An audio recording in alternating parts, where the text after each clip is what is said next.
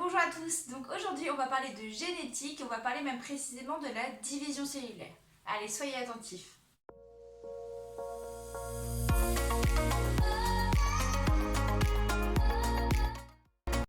Alors je ne sais pas si vous le savez, mais si on va prélever une cellule, par exemple les cellules buccales qu'on peut trouver à l'intérieur de nos joues, ou prendre une cellule au niveau de notre pied ou au niveau de notre intestin, si on regarde à l'intérieur de ces cellules, on va trouver exactement les mêmes chromosomes, exactement la même information génétique. Vous savez que notre information génétique est codée dans une molécule d'ADN. Donc l'ADN, pour rappel, c'est donc l'acide désoxyribonucléique. Et donc cet ADN va se condenser lors de la division cellulaire pour former des chromosomes.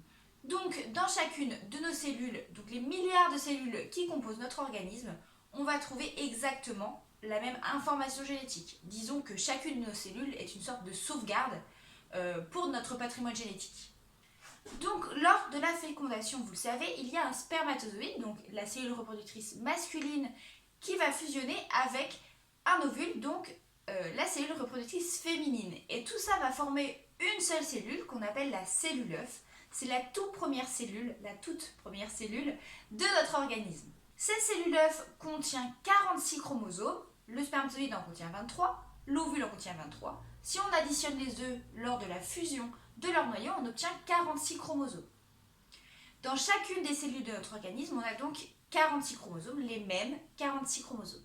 Donc, pour qu'une cellule œuf devienne un embryon, puis un fœtus, puis un nourrisson, un enfant, un ado, un adulte, etc., il faut que cette première cellule œuf, que cette cellule œuf, se divise des milliards de fois.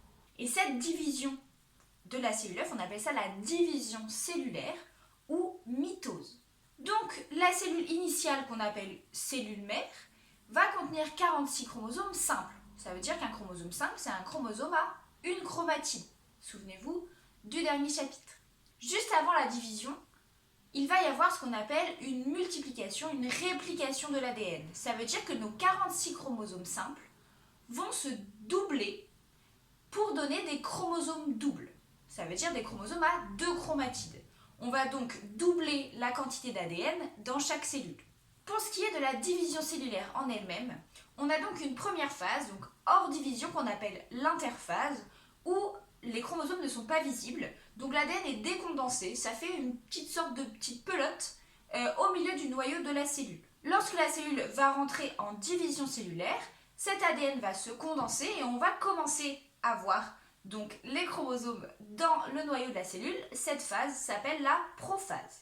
La division va donc se poursuivre, les chromosomes vont se placer dans la cellule de cette façon-là, comme vous pouvez le voir sur le schéma. Cette phase, nous l'appelons la métaphase.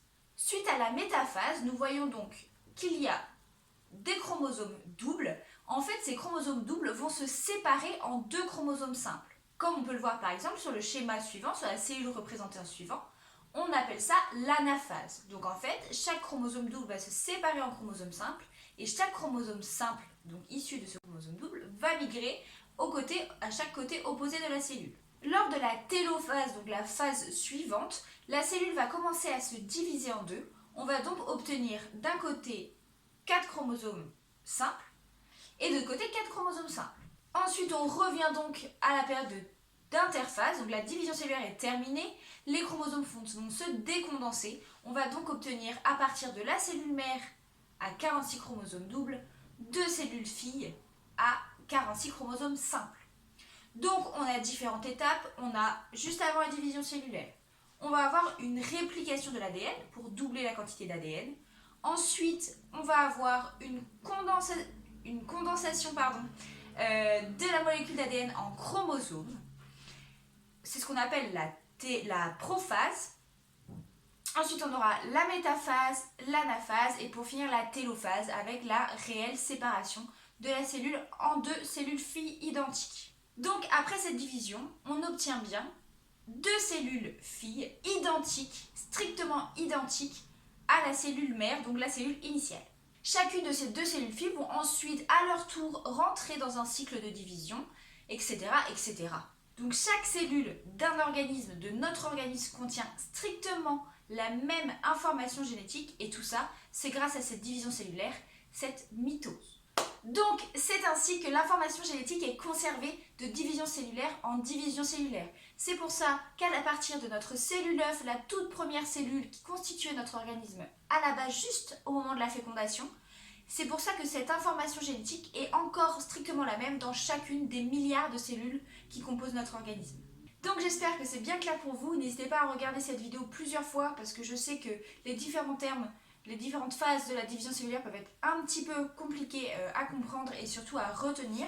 Pour vous aider encore une fois, je vous ai fait une petite fiche de révision donc, sur la division cellulaire que vous trouverez donc dans la description ci-dessous plutôt.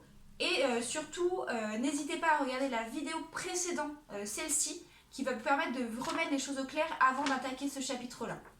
Donc voilà la fiche de révision. J'espère que ça va le faire pour vous. Je compte sur vous pour bien réviser. Et puis je vous souhaite de bonnes révisions. Bye bye!